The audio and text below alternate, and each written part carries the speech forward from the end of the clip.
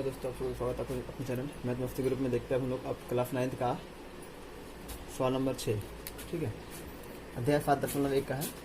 आकृति 7.21 में AC बराबर AE, AB बराबर AD और कौन ABD बराबर EAC है। दर्शाना है हमको BC बराबर DE है। ठीक है, दिया क्या है, लिख देते हैं। दिया है हमको, दिया है AC बराबर AE, AE बराबर AD और कौन BAD बराबर कौन EAC। हमको ये क्या दिया गया, बराबर है। ठीक है, हमको दर्शाना क्या है, दर्शाना है BC बराबर DE होता है। दर्शाना है हमको BC बराबर DE होता है। ठीक है, देखिए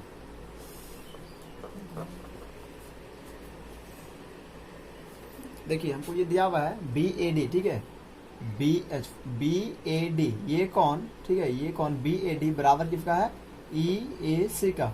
देखिए हम लोग अगर इसमें से क्या करेंगे, इसमें से BAD में अगर हम लोग CAD जोड़ देंगे दोनों तरफ तो क्या होता है। ठीक है, देखिए दोनों तरफ लिखिए, दोनों तरफ कौन DAC जोड़ने पर। ठीक है, दोनों तरफ क्या करने पर, जोड़ने पर। देखिए कौन BAD प्लस कौन DAC बराबर कौन EAC प्लस कौन DAC। और किसेगा, अगर BAD में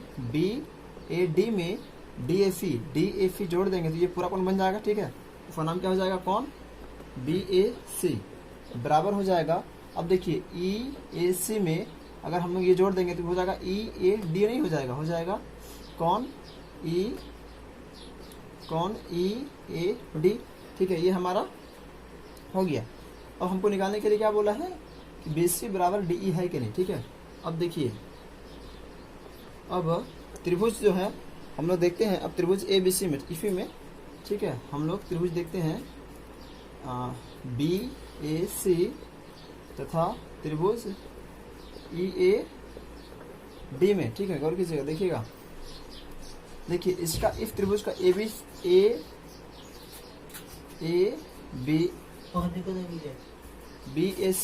ठीक है, BAC इसमें और EAD में अगर इसका हम इस त्रिभुज का अगर AB भुजा लेते हैं, क्या लेते हैं, AB भुजा। इसका अगर हम लोग AB भुजा लेते हैं तो इसका क्या हो जाएगा, देखिए इसका ये, तो इसका क्या हो जाएगा AD, नहीं AD, क्यों, क्योंकि दिया हुआ बराबर है।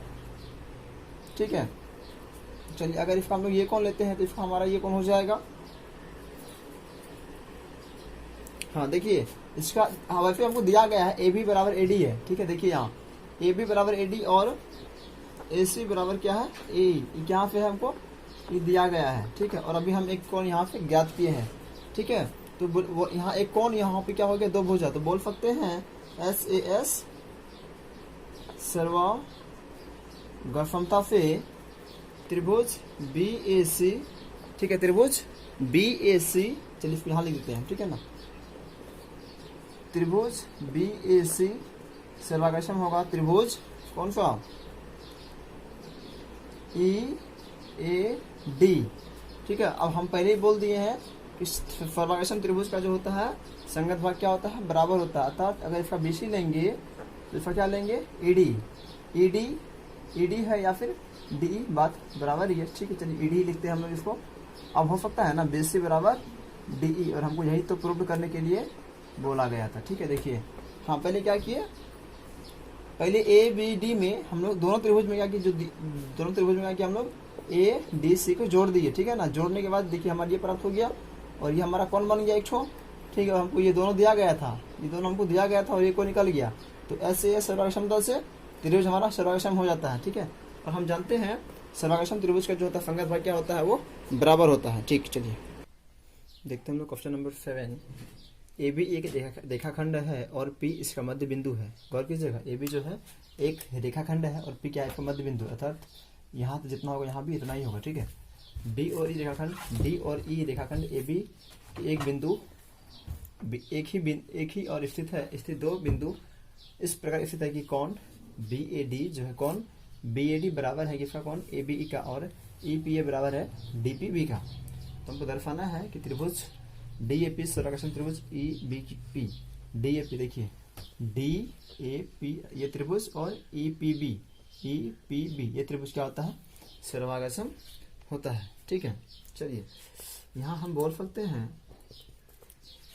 सकते हैं कि AP जो है बराबर होगा AP बराबर BP, बोल सकते हैं। क्यों बोल सकते हैं, क्योंकि P जो है AB का क्या है, मध्य बिंदु है। ठीक है ना, P क्या है, AB का मध्य बिंदु है, तो बोल सकते हैं कि AP बराबर BP। ठीक है, चलिए अब हम लोग आगे देखते हैं कौन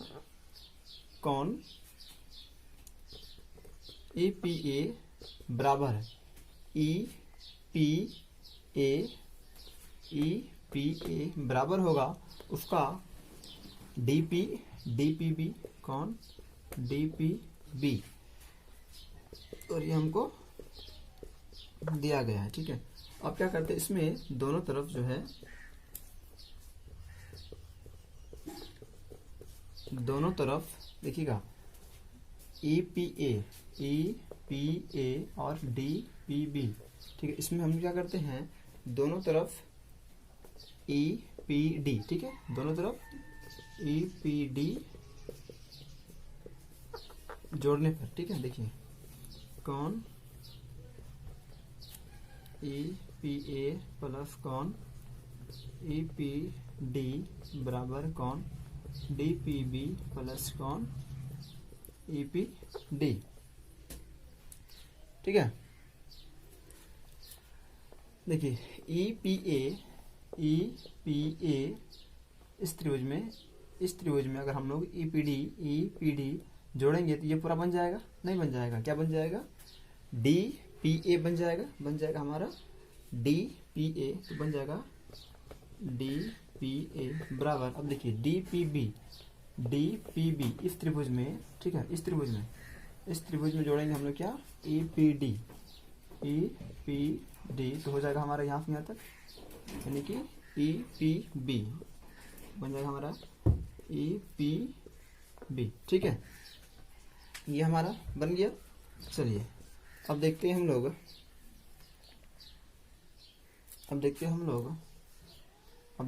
लोग त्रिभुज DPA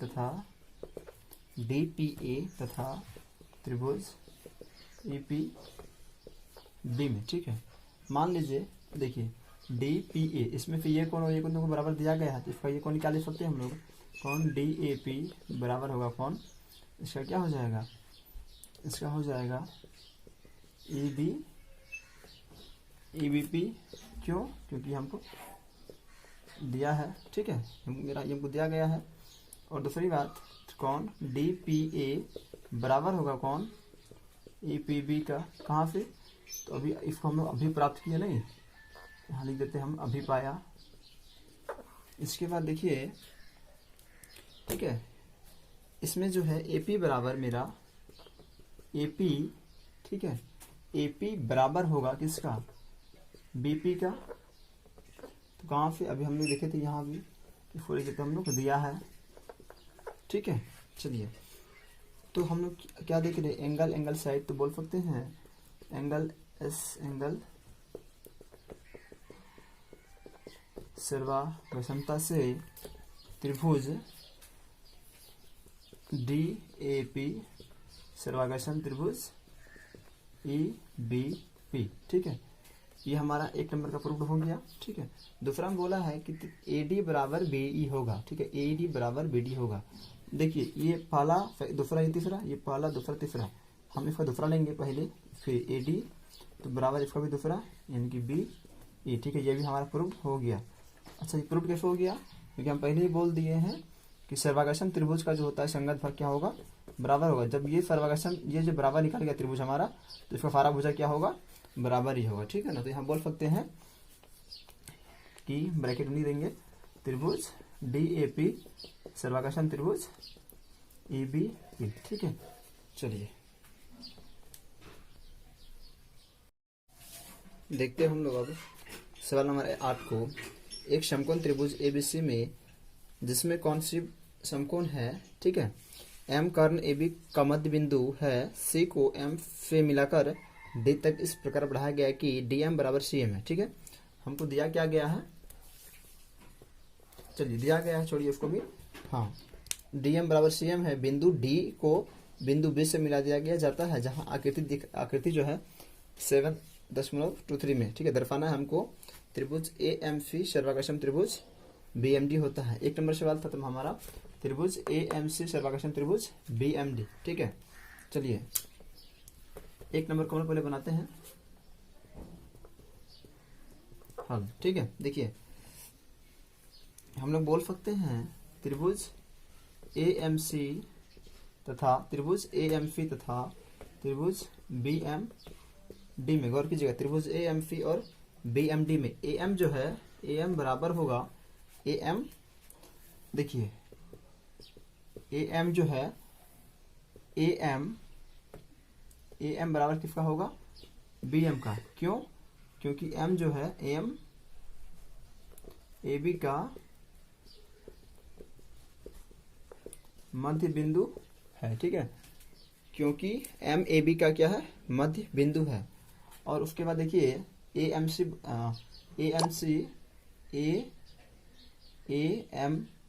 ठीक है, ए एम सी में और बी एम डी में ए एम बराबर क्या हो जाएगा हमारा, बी एम। क्यों? क्योंकि एम जो है ए बी का मध्य बिंदु है और सी एम बराबर होगा, सी एम बराबर डी एम। ठीक है, सी एम बराबर क्या हो जाएगा हमारा, डी एम।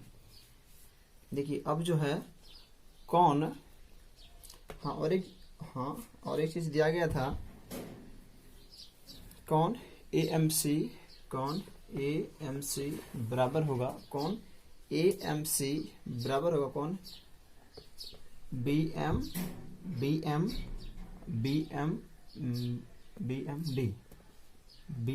डी का। ठीक है, देखिए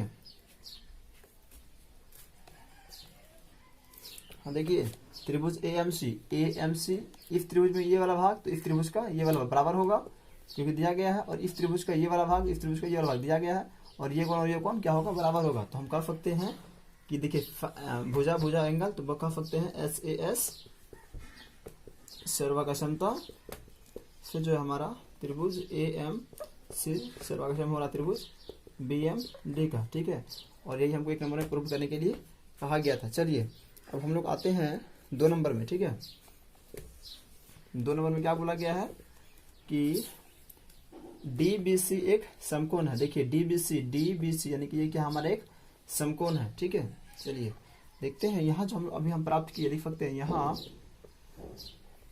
त्रिभुज ए एम सी सर्वाकर्षण त्रिभुज बी एम डी। ठीक है,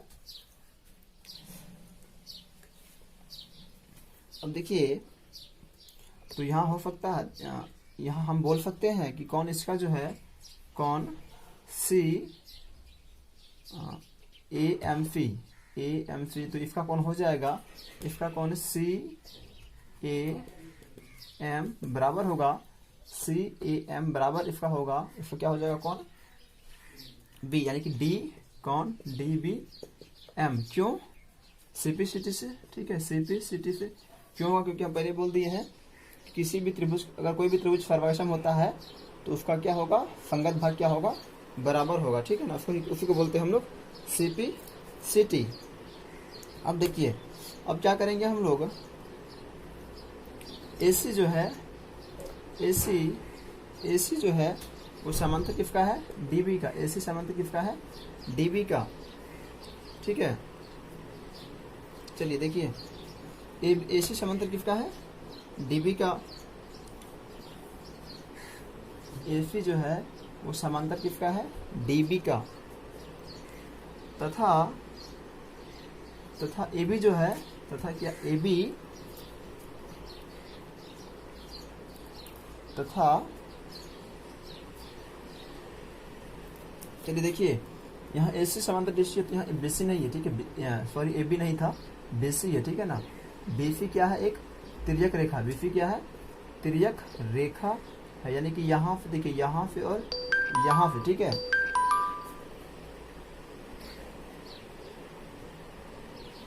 हाँ, तो क्या है, AC समांतर DB तथा BC क्या है, एक तिर्यक रेखा है।